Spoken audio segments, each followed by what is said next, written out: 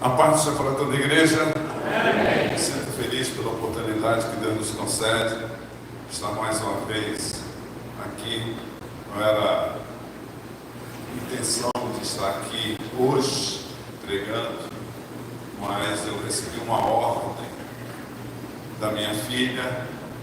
Então eu estou numa fase que os filhos mandam. Então estamos aqui. Mas eu tenho certeza que Deus nunca despediu o seu povo sem dar o devido alimento, e hoje não será diferente.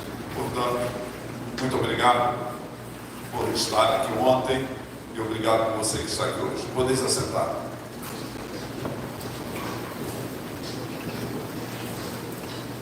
Convido os irmãos a abrirmos as nossas Bíblias.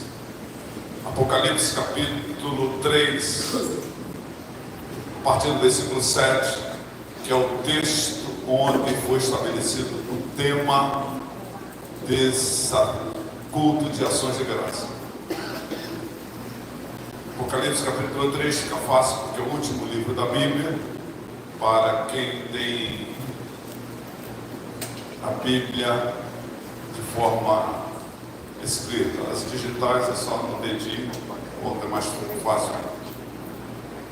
Apocalipse capítulo 3, a partir do versículo 7, na verdade do versículo 7 até o versículo 13. Diz assim a palavra do Senhor: e ao anjo da igreja que está em Filadélfia escreve: isso diz o que é santo, o que é verdadeiro, o que tem a chave de Davi, o que abre ninguém fecha, e fecha ninguém abre. Conheço as tuas obras, e eis que diante de ti pus uma porta aberta e que ninguém pode fechar, porque tendo pouca força guardaste a minha palavra e não negaste o meu nome.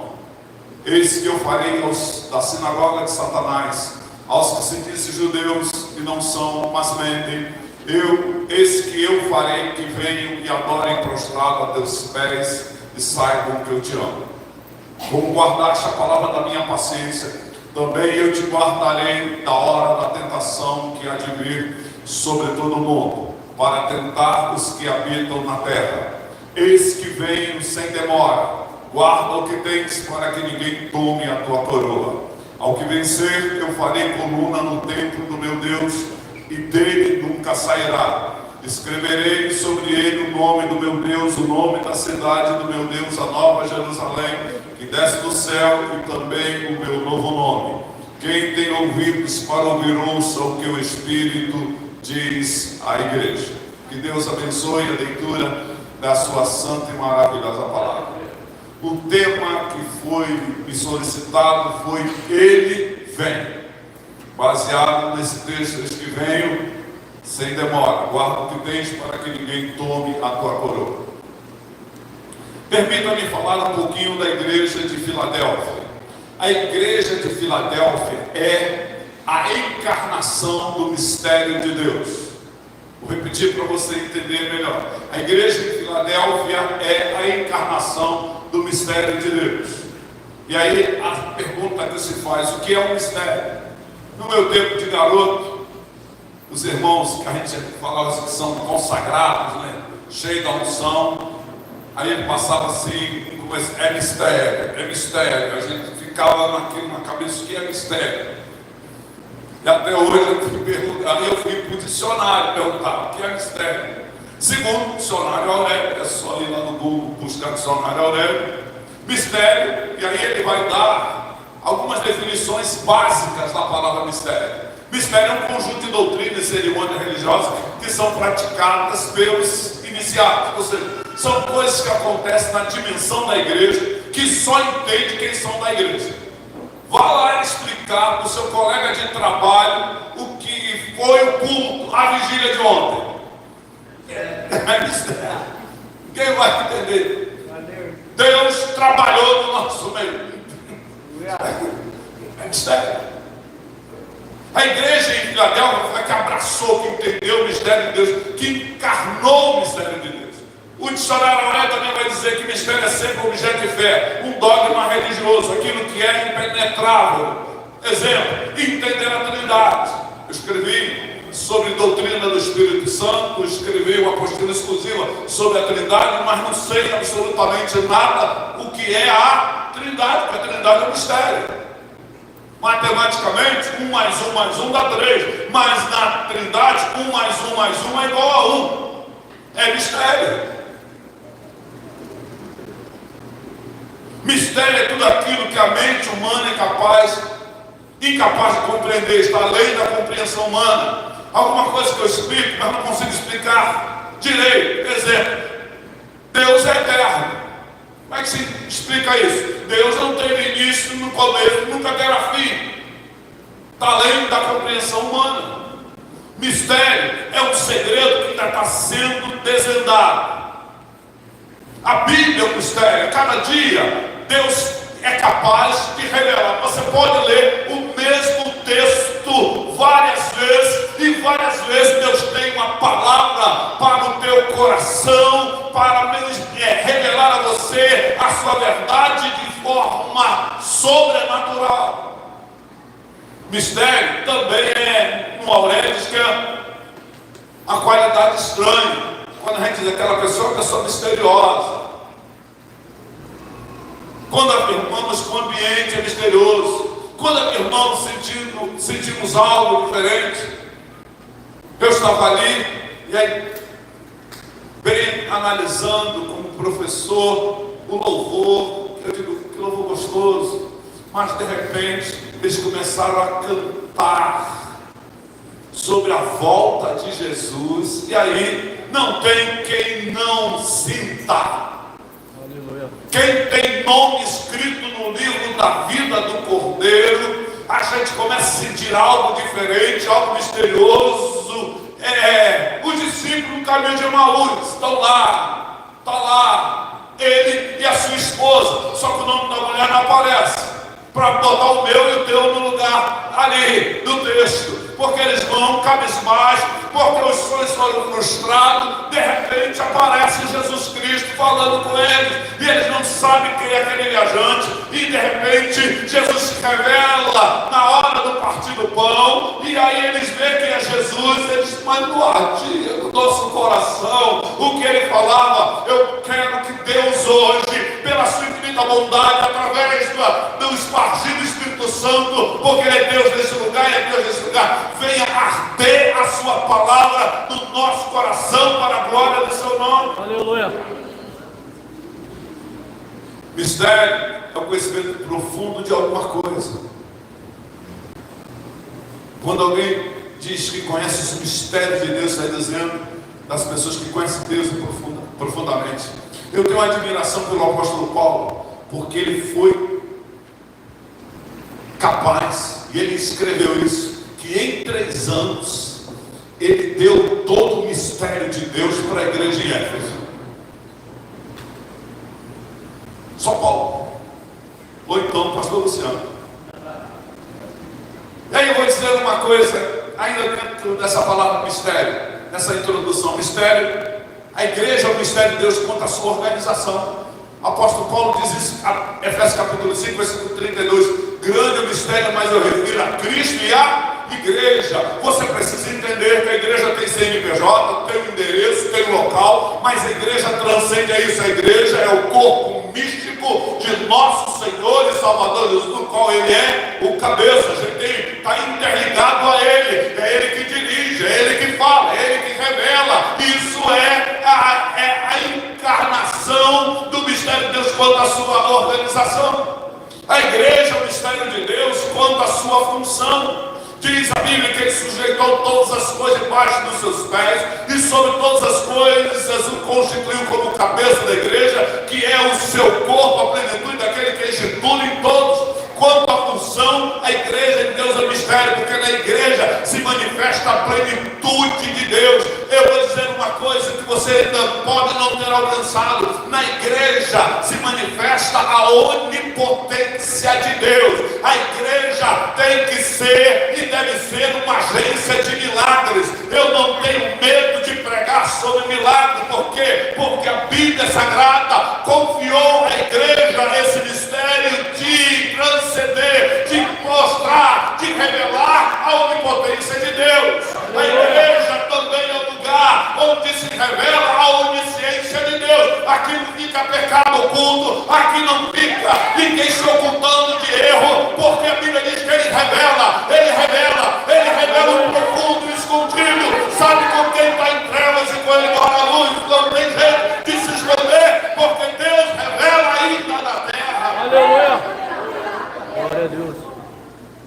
igreja é um mistério quanto à sua atuação.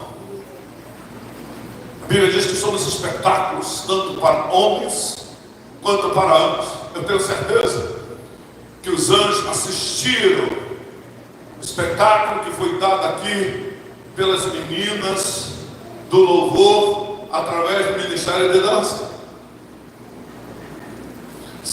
Porque anjo não faz isso não. Anjo não faz isso não.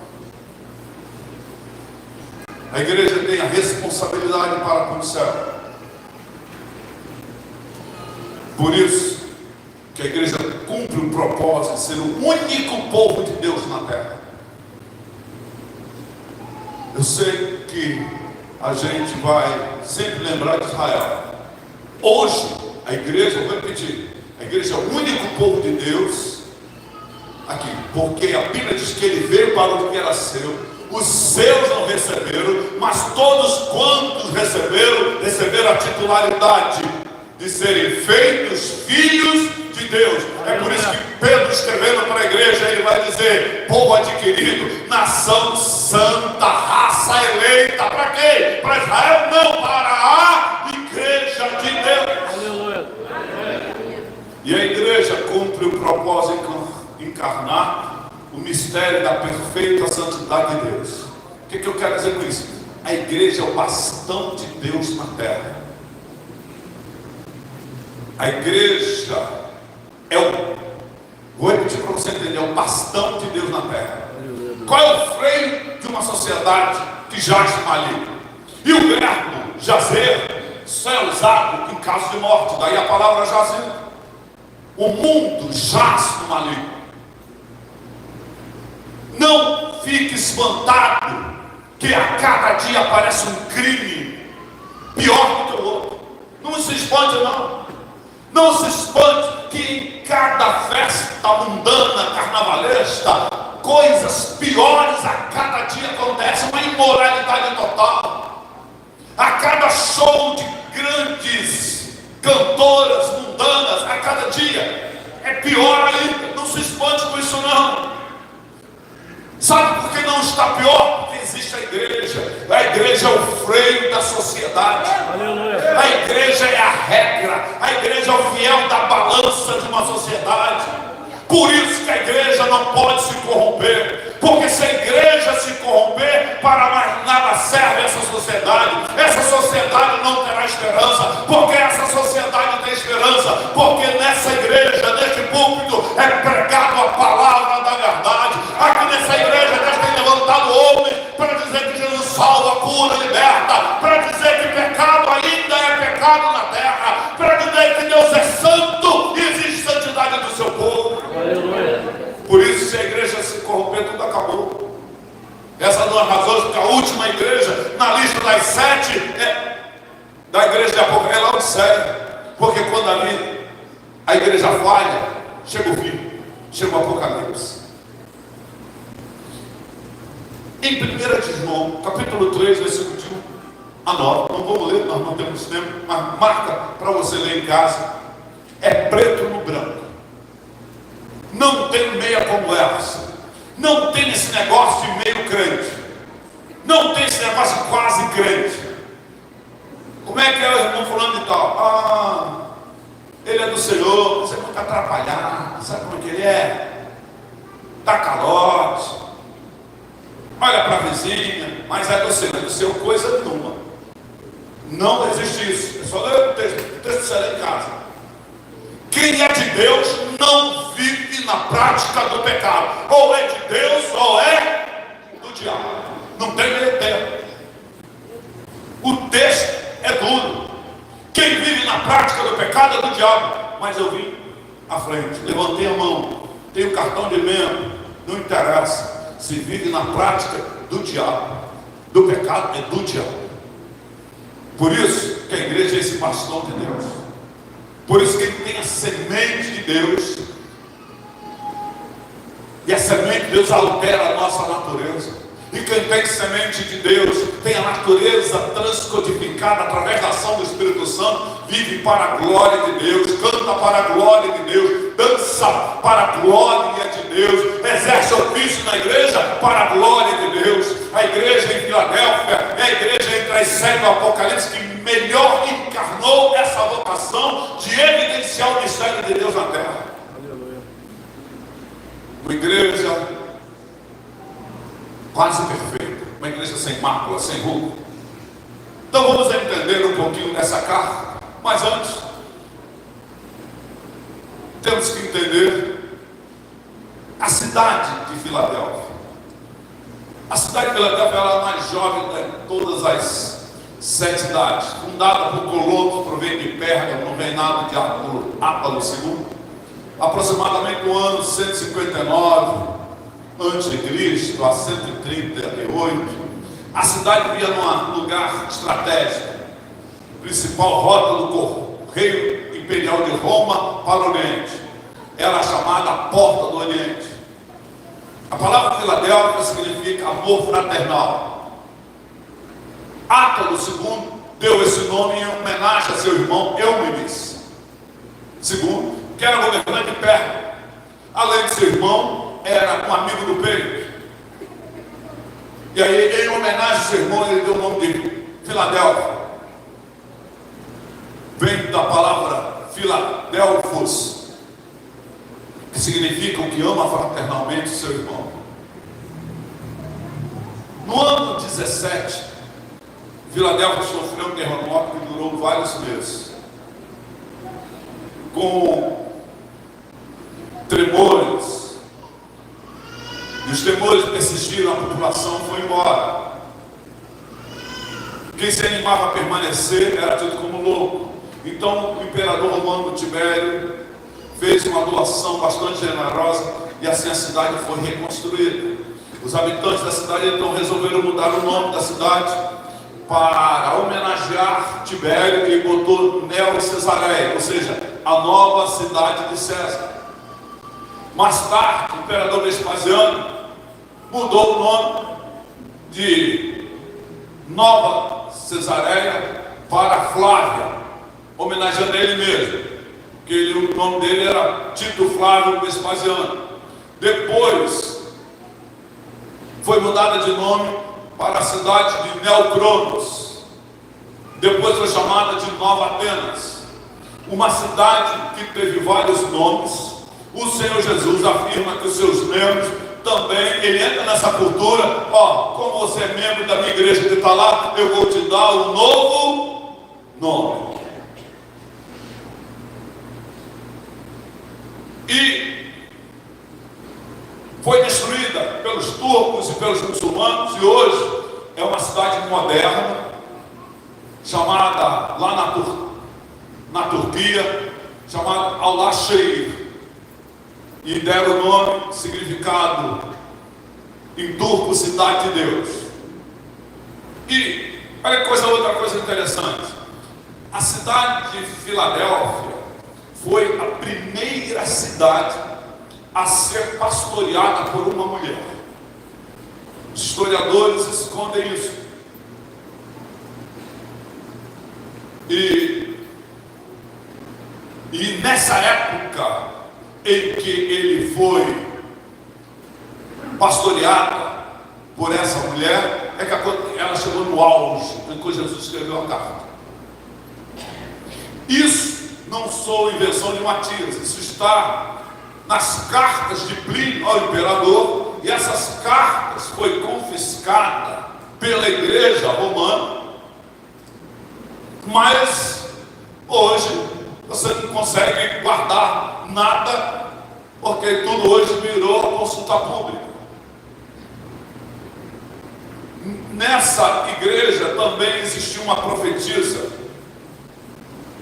chamada Râmia, e essa mulher ficou tão famosa como as filhas de Ágabo e as filhas de Filipe. E Râmia um dia fez uma declaração que, passado 2000 anos, me confronta até hoje. Râmia disse assim, um dia, dentro das suas pregações na igreja de Filadélfia, ela disse o seguinte: se sirvo a Deus por causa do céu, exclua-me do céu. Se sirvo a Deus por causa do inferno, lança-me no inferno. Mas se eu te sirvo por aquilo que tu és, receba a minha adoração. Quando eu li sobre isso, até hoje me impactou. A igreja não serve a Deus por causa do céu, nem por causa do inferno. A gente serve a Deus porque o nosso Deus é um Deus maravilhoso. Ele é digno de receber toda adoração. Ele é digno de receber toda glória. Igual o pastor que eu conheço, se eu fosse você, daria um glória melhor do que esse nessa noite, porque ele é digno de receber toda adoração nessa noite. Aleluia. Vamos à carta, para a gente entrar no tema do qual eu fui convidado para pregar. A carta que lemos obedece a mesma ordem de todas as cartas. Primeiro, Jesus se identifica, no versículo 7. Depois, ele afirma que conhece as obras da igreja, no versículo 8. Depois, ele faz promessas para a igreja, versículo 9 e 10. Quarto, ele faz uma exortação à igreja. Ele exorta a sua igreja no versículo 11. E último, ele finaliza as suas promessas para com a sua igreja. Então eu vou hoje agora falar do tema. Ele vem. Repita comigo. Ele vem. Mais uma vez. Ele vem. Para nunca mais esquecer. Ele vem. Em primeiro lugar, ele vem para se identificar para a sua igreja. Jesus se identifica na igreja de duas maneiras: aquele que é santo e aquele que é verdadeiro. No grego, essas palavras vêm juntas, confirmando uma outra. Ele é santo e verdadeiro. Ele é verdadeiro porque ele é santo, e ele é santo porque ele é verdadeiro. Uma confirma a outra. Por que Jesus se identifica através dessas duas maneiras para a igreja de Filadélfia? Ele está dizendo o seguinte: o Senhor quer dizer para a igreja de Filadélfia que é uma igreja santa, que é uma igreja boa, que eu nunca confunda a santidade dos seus membros, a virtude dos seus membros com a santidade de Deus. Nunca confunda a qualidade da sua liderança com a qualidade de Deus. É certo que Deus levanta homens como tem levantado pastor Luciano, pastor Isolda na liderança deste lugar para a glória de Deus, mas nunca confunda. Por quê? Porque Deus ainda vai usar cada vez mais, Deus ainda vai encher cada vez mais. Como foi dito na pregação de ontem, haverá um transbordar de Deus neste lugar. Não confunda, Deus é capaz infinitamente de fazer aquilo que você não imagina. Queridos, em hipótese alguma, nem no futuro seremos na mesma categoria de Deus, seremos apenas semelhantes a Deus. Diz 1 de João capítulo 3 versículo 2, quando os amados ainda não é manifesto o que havemos de ser. Quando ele se manifestar, seremos semelhantes a ele, porque assim como ele é, o veremos. Aleluia. Para uma igreja santa, como era a igreja de Filadélfia, o Senhor Jesus afirma: eu sou santo e verdadeiro. A palavra está no plural e não no singular. Santo no Novo Testamento está se referindo à congregação dos santos. Observe que o profeta Oséias diz: não executarei o furor da minha ira, nem voltarei para destruir a fé, porque o Senhor Deus, eu sou Deus e não homem, o santo no meio de ti. Queridos, ele está dizendo: eu sou santo e sou verdadeiro, para dizer para você, se você quer estar na presença dele, você tem que ser verdadeiro para ser santo, e você é santo porque é verdadeiro. Ou seja, na vida do servo de Deus, na vida de quem faz parte de qualquer ministério da igreja, na vida daquele que serve a Deus, não pode haver mentira, não pode haver falsas verdades, não pode haver meias verdades, porque a nossa vida é para ser verdadeira, porque somos santos, e somos santos porque somos verdadeiros. Aleluia. Segunda coisa, ele diz assim: ele vem para identificar como aquele que tem a chave de Davi. A chave de Davi significa o seguinte: Isaías capítulo 22, para um outro texto para você ler em casa. Sebna era administrador que servia o rei Ezequias. Ele tinha a responsabilidade da chave de Davi, onde tinha os depósitos, os locais secretos, os tesouros do rei. Sebna se destacava, mas um dia abusou da sua autoridade. Mandou fazer uma sepultura poderosa para perpetuar o seu nome, ferindo a santidade de Deus, querendo ser igual a Deus. Isaías então vem, traz uma palavra para Sebna, que ele seria retirado da posição por ter se deixado levar pelo poder. Deus então escolheu outro para subir, e aí ele foi tirado mesmo. Não vou entrar no mérito, porque não tem tempo. E aí Deus então escolheu Eliaquim, que era filho do sacerdote Ilquias. E no versículo 20 de Isaías, capítulo 22, diz que Eliaquim foi o sucessor de Sebna e atuou como um pai, como um conselheiro em Jerusalém. E Eliaquim se tornou símbolo de Cristo. Aquilo que é dito sobre Cristo em Apocalipse é dito sobre Eliaquim em Isaías. Queridos, para carregar as chaves, Eliaquim era preciso ser santo, fiel, humilde, vidente, disciplinado, próspero, justo, sábio, incorruptível, verdadeiro e empreendedor. Eu quero dizer, sem medo de ser sincero, existe uma promessa de Deus para essa igreja. Existe uma chave semelhante para essa igreja. A chave de abertura de portas sobrenaturais sobre esta igreja. No texto do Apocalipse, Jesus envia carta que estava em Filadélfia, na Ásia Menor, uma igreja que tinha pouca força, isto é, não se apoiava na força humana, mas no poder de Deus. Ele diz: epa, eu tenho a chave de Davi, eu estou outorgando a minha igreja a chave para abrir tesouros, eu estou outorgando a minha igreja chaves de sabedoria, eu estou outorgando a minha igreja chaves para demonstrar a minha soberania no meio do meu povo. Por isso que Jesus tem todas as chaves. Por isso que ele, como santo e verdadeiro, vem revelar a sua autonomia. Eu quero dizer, ele vem, conforme o tema diz, ele vem para dizer que somente ele é o caminho, a verdade e a vida. Ele vem para dizer que somente ele é verdadeiro Deus e a vida eterna. Ele vem para dizer que somente ele tem a chave do reino. Ele vem para dizer que somente ele tem a chave de vitória para a tua vida. Ele vem para dizer que somente ele tem a chave da morte e a chave do inferno. Querido, o diabo nunca teve chave. Você já deve ter ouvido dizer que Jesus foi lá tomar do diabo a chave da morte e do inferno. O diabo nunca teve chave de coisa nenhuma. No grego ele está dizendo: eu detenho a chave da morte, eu detenho a chave do inferno. É sempre dele. Ele nunca divide o poder com ninguém. Ele é Senhor dos senhores. É por isso que ele é chamado o primeiro, o último. Ele é o único. Ele é o Rei dos reis, Senhor dos senhores e o Deus dessa igreja. Glória a Deus. Louvado seja o nome. E para mostrar para você, para o ministério de dança, chave de Davi significa o seguinte: as câmaras do rei eram abertas e fechadas pelo mordomo Eliaquim. Ele detinha a chave para abrir e fechar a porta de acesso à presença do rei. As pessoas se identificavam ao mordomo, e o mordomo falava com o rei, e o rei autorizava o mordomo a abrir as portas. Eu quero dizer que hoje Jesus escancarou a porta. A Bíblia diz que nós podemos entrar com ousadia. Aleluia. Sabe o que é entrar com ousadia? É você não ter que pedir licença. Sabe onde eu vejo isso? Na Mariana. Ela já chega chegando.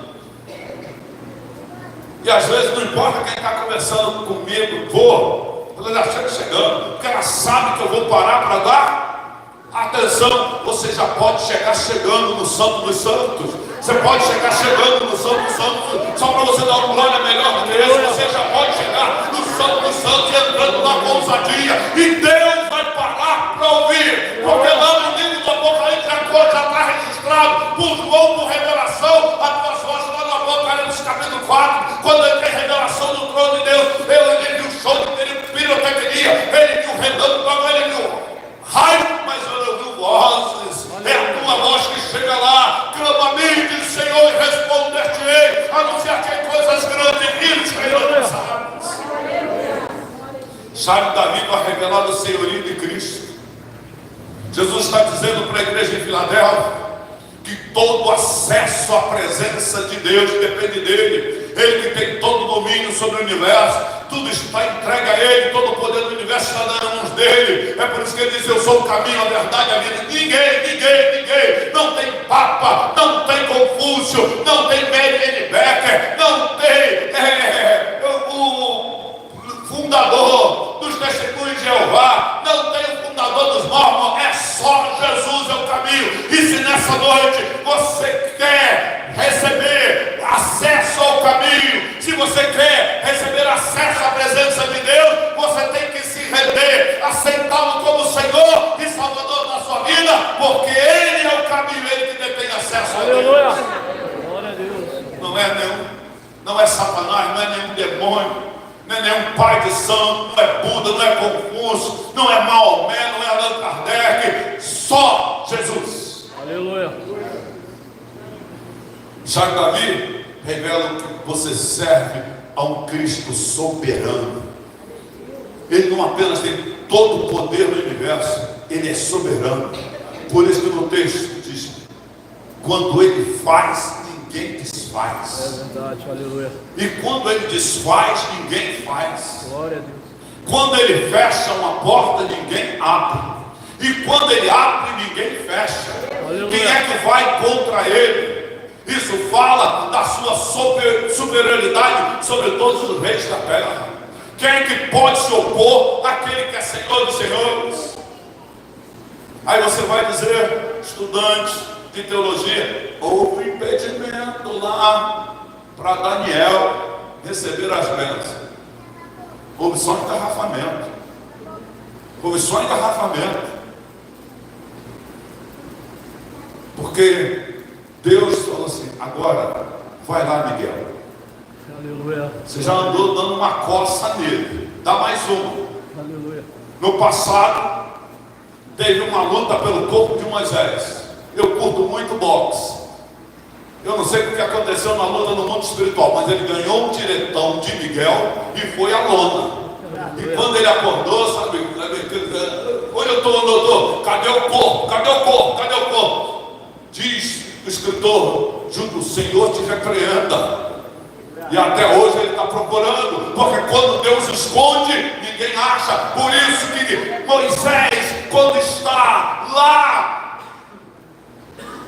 recebendo a doutrina, as revelações, a lei de Deus, ele sentiu no esconderijo do Altíssimo. E aí o Espírito Santo deu a Moisés a capacidade, a inspiração para escrever o primeiro salmo da Bíblia: aquele que habita no esconderijo do Altíssimo, a sombra do Onipotente descansará. Meu querido irmão, deixa Deus te esconder, porque quando Deus escondeu Elias, Acabe não achou. Quando Deus esconde, o inimigo não acha. Quando Deus esconde, ninguém chega perto, porque Ele é soberano para fazer o seu querer e o seu efetuar. Aleluia.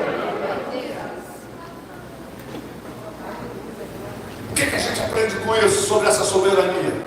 É o seguinte: se você tem a bênção de Deus na vida, não tem macumbeiro, não tem vela preta, não tem vela branca, não tem vela vermelha, não tem mau agouro, não tem demônio, nem o diabo vai impedir Deus de te abençoar a sua casa, abençoar a sua família, abençoar os seus filhos, abençoar o teu marido, abençoar a tua esposa, abençoar o teu futuro e abençoar o teu presente. E você serve um Deus que é soberano.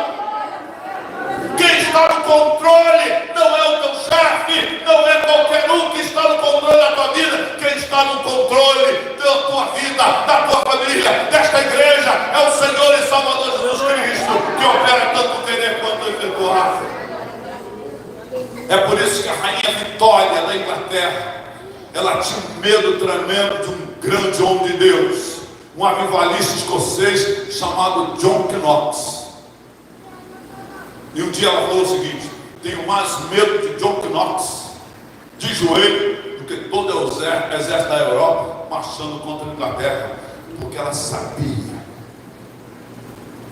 que quando Joquinópolis se ajoelhava, ele estava entrando em contato com aquele que tem as chaves de Davi, o soberano do universo. Glória a Deus. As chaves de Davi também revelam a sua autoridade. Por isso que lá em Apocalipse capítulo 5, o anjo chega, um dos anciãos chega para João, que está chorando porque não vê futuro, não tem revelação de quem vai abrir os selos. Ele chega: não chores, eis aqui o leão da tribo de Judá, a raiz de Davi, que venceu e tem poder para abrir o livro desatado os selos. O leão, Cristo, é o maior membro da tribo de Judá, a raiz de Davi. A profecia messiânica falava do rei ideal da linhagem de Davi, que combinaria poder e divindade. Esse é Jesus Cristo, o Rei dos Reis, Senhor dos Senhores. Em Apocalipse capítulo 2, versículo 16, Jesus chega e diz: eu enviei o meu anjo para testificar todas as coisas. Eu sou a raiz, a geração de Davi, a resplandecente estrela da manhã. Ele não é só o rei prometido da linhagem de Davi, cujo reino será estabelecido para sempre, mas ele é o criador de Davi, a resplandecente estrela da manhã, que controla, que dá conotação que ele conota o início e novo e o eterno dia, que a igreja tanto espera, que foi cantado aqui. E só para encerrar essa questão da oração da chave de Davi, para dizer que a oração, a porta da oração nunca mais está fechada. Aleluia. Quem ora sabe o que eu estou dizendo. Aleluia. Quem ora? Aleluia, Deus. Eu sou casado com uma mulher de oração. Eu me lembro de um fato que aconteceu. A gente alugou uma casa e essa casa tinha uma disputa judicial entre dois herdeiros. A família de quem me alugou, o outro herdeiro era um coronel, e por ser coronel da polícia, ele se achava no direito de dizer que a casa era dele. E muitas das vezes a mulher dele foi espraguejar, nos xingar. Não tinha nada, só aluguei a casa lá na imobiliária. Ele dizia que tinha que entregar a casa, que a casa dele. Sabe, os maiores vitupérios, a mulher gritava na porta de casa. Um dia, a pastora Elizabeth disse: agora é com Deus, chega. E começou a orar. Começou a orar. Daqui a pouco a mulher nunca mais apareceu. E aquilo me incomodou. Mas viu, toda semana, nunca mais apareceu. E aí, eu perguntei lá sobre os parentes: vem cá, aquela mulher do coronel? Rapaz, a mulher do coronel ficou doente e morreu. Eu fiquei tocado, eu não posso me meter com ela não. Não se meta com quem ora. Não se meta com quem ora. Você lembra de Josafá? Não se meta com quem ora. Ele clamou ao Senhor. O que aconteceu? Deus mudou. Já que é para guerra, Deus gosta. Deus é idôneo. Põe a turminha do louvor lá na frente da batalha e deixa o resto comigo. Enquanto louva, enquanto dança, eu vou guerrear com vocês. A guerra não é tua. Aprenda isso, aprenda a louvar, aprenda a se entregar no louvor e na adoração ao Senhor. E aí Deus: epa, a batalha não é tua, eu vou entrar na guerra. Se lembram de Misael, Ananias e Azarias? Para quem não sabe quem é Misael e Ananias, às vezes só lembra o nome pagão: Sadraque, Mesaque, Abednego. Um dia, decreto para adorar o rei, não adora. Aí Deus, anjo, eles vão ser jogados no fogo. Vai lá para recolher as almas de Sadraque, Mesaque e Abednego. Porque se ser jogado no fogo, ia morrer mesmo. Aí Nabucodonosor resolveu desafiar Deus. Até aquele momento eles iam morrer e ia ser salvo. Aí Nabucodonosor: eu quero ver o Deus que pode livrar das minhas mãos. Agora, anjo, agora não precisa ir, porque eu vou chegar chegando naquele lugar. fornalha. E a Bíblia diz que eles foram jogados na fornalha. Quem chegou chegando? Aquele que está sentado no trono, o leão da tribo de Davi. Ele chegou chegando na fornalha, e quando o rei olhou, jogou nos 3 e tem 4, para dizer para mim e para você, a matemática de Deus, soma mais um, você não está sozinho, você não está sozinho, você está pensando que está sozinho, a matemática de Deus sempre soma mais um. O rei está chegando, e ele vai chegando, e quando ele chega, ele liberta, quando ele chega, ele transforma, quando ele chega, ele levanta o caído, quando ele chega, ele dá livramento, e nessa noite tem livramento da tua casa, porque ele está aqui para te abençoar. Em segundo lugar, ele vem para afirmar que conhece as obras da sua igreja. Jesus afirma: eu conheço as tuas obras. E Jesus relaciona as obras com porta aberta. Que porta é essa que ninguém pode fechar? Que porta é essa que Deus colocou diante da igreja de Filadélfia que não pode ser fechada? É simples. A Bíblia interpreta a própria Bíblia. Em 2 Timóteo capítulo 2, versículo 9, pela qual sofro a ponto de ser preso como malfeitor, mas a palavra de Deus não está presa, é a porta da palavra. Ninguém pode fechar. Eu li hoje e postei lá no WhatsApp da igreja que um país muçulmano está matando todos os crentes. Todos os crentes. Mas eu vou dizer, a porta não será fechada. Não será fechada. E aí Jesus diz outra coisa: eu sei que você tem pouca força. Eu sei que você dança, mas você tem pouca força. Eu sei que você prega, mas eu sei que você tem pouca força. É o Senhor que está falando. Eu sei que você louva, mas você tem pouca força. Eu sei que você adora, mas você tem pouca força. Você está aqui só pela graça. Você veio dançar só pela misericórdia. Muita da gente tem todos os tipos. Deus está dizendo: eu sei que você tem pouca força. Mas deixa eu me dizer uma coisa. Existe uma coisa que a gente precisa discernir, que precisamos aprender. Existem 2 dimensões no agir da igreja. Uma, quando a igreja tem que ser ousada, e quando a igreja tem que ser humilde. A igreja de Filadélfia sabia: pouca força e humildade, ousadia, fidelidade. Não negando o meu nome. Jesus falou isso. Você tem pouca força, mas não negou o meu nome. Como é que a gente pode trabalhar essas 2 dimensões? Sem sentir um verme inútil e sem sentir um super-homem, achando que tudo depende da gente. A resposta está na própria cara. Tens pouca força. Quer dizer o seguinte: eu conheço as minhas limitações. Eu conheço as coisas a meu respeito. A primeira coisa que eu conheço é que eu sou um pecador miserável, salvo pela graça de Deus. A segunda coisa que fala de ousadia está em Lucas capítulo 10, versículo 19. Mostra como podemos ser ousados. Eu lhe dou autoridade para pisar sobre cobras e escorpiões e sobre todo o poder do inimigo, nada lhe fará dano. A gente precisa ser ousado, basta ir na graça e no conhecimento do Senhor. Você tem autoridade, então põe a sua autoridade para a glória do nome. Tem pouca força? Eu tenho, eu sou fraco, eu sou limitado. Mas a Bíblia diz que quando se tratar do diabo, você vai se revestir de autoridade. Resista, resista, resista. Se esconde em Cristo e resista, e Ele fugirá de vós. Glória a Deus. Jesus disse em João capítulo 15, do 7 a 14. Não vou ler tanto, mas eu vou dizer assim: se vós permaneceres em mim, e as minhas palavras permanecerem em vós, pedirão o que quiserem e será concedido. Vou repetir: não tem meias palavras na Bíblia. Não existe meias verdades.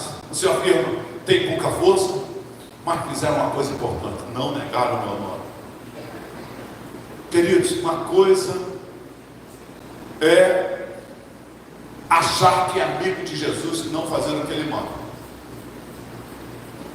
pode ser religioso, mas se não fizer o que ele manda, não é amigo dele. Tem muita gente na igreja que é religioso, mas não é amigo de Jesus. Por que eu estou dizendo isso? Porque quem é amigo de Cristo não tem vida emporcalhada, não tem vida cheia de mentiras, não tem vida cheia de meias verdades, não tem vida de conversa fiada, não tem vida cheia de licenciosidade, não tem vida cheia de lascívia, não tem vida cheia de pecado encoberto, não tem com esse papo que é amigo de Jesus. E na vida é outra coisa, queridos. Quem é amigo de Jesus obedece a sua palavra. E Jesus disse, mesmo tendo pouca força, não negou meu nome. Significa quem não nega o nome, significa que não existe outro nome superior ao nome de Jesus. Significa que tudo na vida ele faz em nome de Jesus. Ele exalta o nome de Jesus. É o que o apóstolo Paulo falou para a igreja de Corinto: quer bebais, quer comais, façais tudo para a glória de Deus. Terceiro lugar, ele vem para fazer promessas. Versículo 9, primeira promessa. Vamos ver essas promessas. Primeiro, diz, vou te honrar. Diz o texto, farei com que aqueles que são da sinagoga de Satanás e que se dizem judeus não são, mas são de Deus, farei com que se prostem aos seus pés e reconheçam que eu os amo. Porque foste fiel ao meu nome. O Senhor diz algo parecido com frase de para-choque caminhão. Se ordenou que a vida dos meus inimigos para que contemple a minha vitória. O Senhor está dizendo o seguinte: porque andas comigo. Aqueles que te aborrecem, aqueles que procuram o teu mal, vão estar aos teus pés para declarar que você é de Deus. Deixa-me dizer para você que está aqui, diz o Senhor, minha é a vingança. Quando a gente quer se vingar, a gente está fazendo uma coisa que o próprio Deus pediu, que é exclusiva dele. São poucas coisas que Deus pediu para ele, e essa é uma delas, a vingança. Deus está dizendo, me dá vingança para mim. Por que Deus pede? Porque ele está dizendo, a minha vingança é doce. Davi sabia disso quando escreveu o Salmo 1, o Salmo 23.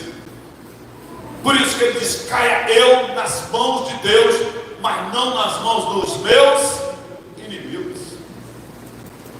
E ontem o pastor Ico deu uma explanação espetacular sobre estar vingado pelo Senhor.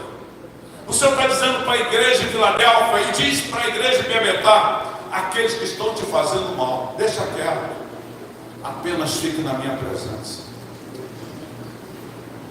que eles vão ver que eu sou contigo.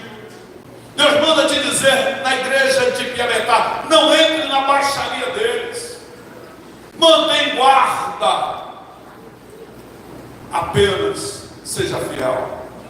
E eu, Senhor, vou te dar vitória na presença deles. Vou fazer com que a turminha da sinagoga de Satanás, vou fazer com que eles se humilhem diante de ti. E lembre-se que eu sou contigo.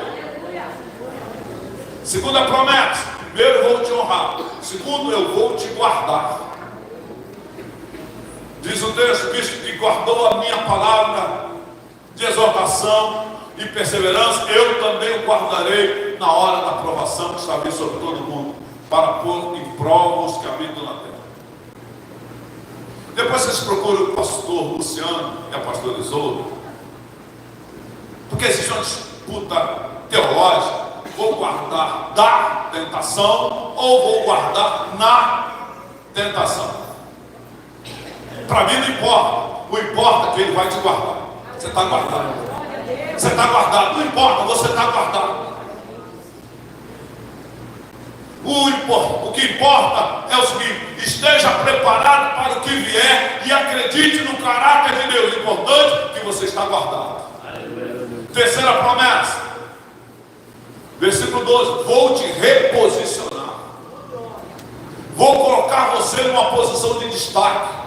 Farei do vencedor uma coluna no santuário do meu Deus, versículo 12, e dali jamais sairá. Escreverei nele o nome do meu Deus, e o nome da cidade do meu Deus, a nova Jerusalém que desce do céu, e também escreverei nele o meu novo nome. Sabe o que eu aprendo? Deus, vou reiterar, reposicionar. Deus está dizendo, vou te reposicionar para um lugar de dupla honra. Na nossa casa, você deve ter seus vasos. Tem vaso de honra e vaso de desonra. Há muitos anos atrás, nós viajamos de férias para Santa Catarina. Ficamos lá em Camboriú. Depois, passamos em Brusque. Compramos belos vasos que a Beth colocou lá e ficou por muitos anos vaso de honra que entrava na sala. Era destaque aqueles vasos, até o Matias dele quebrar. Mas também na nossa casa tinha os vasos de desonra, que são as lixeiras. Ninguém vai aproximar, ó, vem cá, vem aqui o meu lixo aqui. Não, isso aí fica escondido. Em 2 Timóteo, capítulo 2, versículo 20 e 21, diz que numa casa vaso não apenas de ouro e prata, mas também de madeira e barro, alguns para fins honrosos, outros para fins desonrosos. Se alguém se purificar dessas coisas, será vaso para a honra, santificado, útil para o Senhor e preparado para toda boa obra. Vaso de honra e vaso de honra. Tem crente na igreja que não é vaso de honra. Eu vou rasgar o verbo aqui. Tem crente na igreja mascarado, mas não é vaso de honra. São aqueles que envergonham o evangelho. A igreja em Filadélfia foi qualificada como vaso de honra, coluna do templo de Deus. E eu vou dizer sem medo de ser sincero, eu quero continuar sendo vaso de honra, coluna do templo do Senhor. Eu não quero ser joio que está prestes a ser arrancado e queimado. Eu quero ser o trigo de Deus para a glória de Deus. Filadélfia galgou isso. Eu quero crer, eu quero declarar que Piametá é vaso de honra para a glória de Deus, que é coluna de Deus. Por isso vai receber 3 nomes: o nome do Senhor Deus, o nome da Nova Jerusalém e o nome de Jesus. Vai ostentar esses 3 nomes e estarão escritos nele. No Antigo Testamento, eu encerro, tinha o escravo da orelha furada. No ano sabático, a cada 7 anos, acabava a escravidão no ano sabático. Mas tinha um escravo que não queria sair da presença do seu senhor. Ele falou: não vou embora. Eu sei que eu estou ali. Não, eu quero a minha liberdade, eu quero ser escravo para todo sempre. O Senhor, concordando, levava ele na presença do sumo sacerdote, era vazado a orelha e colocado o nome do seu Senhor. Daqui para frente, nunca mais ele poderia deixar de ser escravo. Por outro lado, nunca mais o Senhor poderia mandar ele embora. Eu vou dizer uma coisa: se Deus pudesse me mandar embora, já tinha me mandado embora há muito tempo, mas ele furou a minha orelha. Por isso, se você é vaso de honra, de orelha furada, dê glória para Deus. E eu encerro dizendo: ele vem para exortar a sua igreja. Eles conservam o que tem. Primeira exortação: conserva o que tens. O que você tem que precisa ser conservado. Conservar fala por diferente daquilo que pode ser perdido, daquilo que pode ser estragado, que pode ser perdido. Salvação não é incondicional. O Senhor Jesus condiciona a salvação à raiz de todas as virtudes, a perseverança. Aquele que perseverar até o fim será salvo. O que pode ser estragado? A santidade. Por isso a palavra nos exorta a não buscarmos e buscarmos a santificação. O escritor aos Hebreus exorta isso em Hebreus capítulo 12, versículo 14, quando diz: seguir a paz com todos e a santificação. Santificação ninguém verá o Senhor. Querido, Deus não nos chamou para a impureza, mas para a santificação, diz Paulo para a igreja de Tessalonicenses. Segunda exortação: guarda o que tens. O que a igreja de Filadélfia tinha que guardar e o que Piabetá tem de guardar? Guarde o nome de Jesus. Guarde o nome de Jesus. Uma hora você vai precisar. Segundo, guarde a santidade de Deus. O mundo precisa de pessoas santas. Guarde a porta da oportunidade que Deus abriu para você. Guarde a tua fidelidade em Cristo. Quem guarda tem, e quem guarda recebe galardão. Eu vou dar 3 princípios da vida em 1 minuto. Entrega o microfone. Princípio básico para a nossa vida. Primeiro, conserva o que tens. A bênção de ontem, da vigília de ontem, já não serve para a de hoje. As oportunidades são imperdíveis. Quem veio ontem, veio amém. Segundo, não existe uma santidade, necessidade de ser super espiritual para ser fiel. Deixa isso para o pastor Luciano e para o pastor Isolda. Gente com pouca força pode ser fiel. Não precisa ser super espiritual. A igreja de Filadélfia era uma igreja de pouca força, mas era uma igreja fiel. E por último, o que Deus pede de ti? A única coisa que Deus exige da igreja de Piabetá: nossa fidelidade. E eu agradeço a oportunidade em nome de Jesus.